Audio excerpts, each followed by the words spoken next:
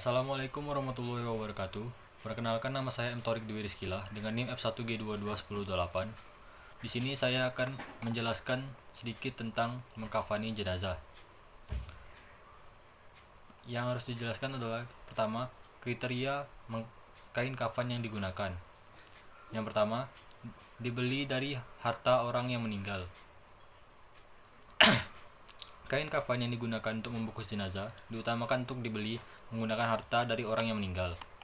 Yang kedua, tidak harus berwarna putih. Kain kafan yang digunakan tidak harus berwarna putih, sebab penggunaan kain kafan berwarna putih untuk mengkafani jenazah hukumnya adalah sunnah. Yang ketiga, diutamakan 3 helai kain putih. 3 kain kafan ini bisa digunakan untuk membungkus jenazah laki-laki secara langsung, sedangkan pada jenazah perempuan, 1 lembar kain digunakan untuk sarung, baju, dan kerudung, dan 2 lembar kain sisanya bisa digunakan untuk membungkus bagian tubuh lainnya. 4. Jenis kain kafan dan wewangian. Jenis kain kafan yang digunakan harus dapat menutupi tubuh jenazah dengan baik, tidak tipis atau tembus pandang, sehingga tidak menampakkan kulit jenazah. Sedangkan untuk wewangian, Rasulullah menganjurkan untuk memberi wewangian pada kain kafan. Hal ini sesuai dengan hadis riwayat Ahmad. Lalu, jumlah kain kafan. Kain kafan yang digunakan sebaiknya untuk jenazah laki-laki sebaiknya 3 lembar, sedangkan untuk jenazah perempuan menggunakan sebanyak 5 lembar kain kafan. Namun sebenarnya, hadis yang menyebutkan penggunaan 5 lembar kain kafan untuk perempuan tersebut sifatnya masih lemah. Tata cara mengkafani jenazah laki-laki. 1. Bentangkan 3 lembar kain kafan yang telah dipotong sesuai ukuran jenazah. Kemudian susun dengan meletakkan kain paling lebar di bagian paling bawah.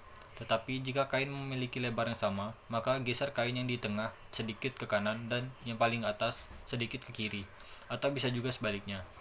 2. Berikan wewangian sebanyak 3 kali pada kain kafan, sesuai sunnah Rasul. 3. Siapkan 3-5 utas tali, kemudian letakkan tepat di bawah kain pada lapisan paling bawah. 4. Persiapkan kain kafan yang sudah diberi wewangian untuk diletakkan di bagian anggota tertentu nanti, antara lain sebagai berikut.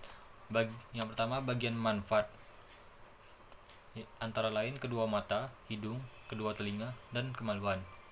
Lalu, bagian anggota sujud, antara lain dahi, kedua telapak tangan, kedua lutut, dan jari-jari kedua kaki. Dan anggota yang tersembunyi dan persendian, antara lain ketiak, belakang kedua lutut, dan belakang kedua telinga. 5.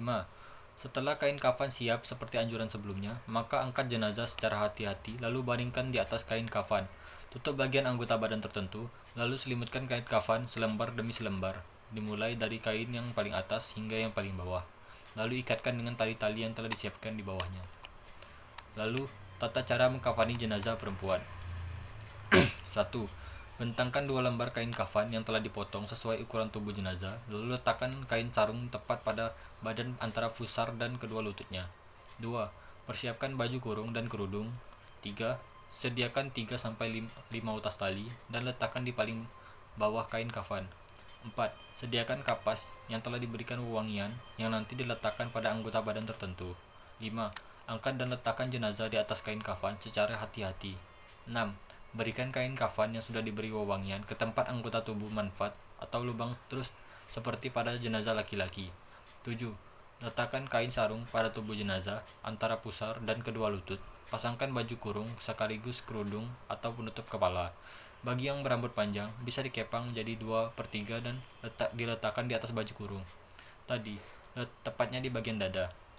8. Letakkan kedua kain kafan selembar demi selembar, mulai dari yang atas sampai paling bawah, lalu ikat dengan beberapa utas tali yang telah disediakan. Begitulah penjelasan saya tentang mengkafani jenazah. Terima kasih.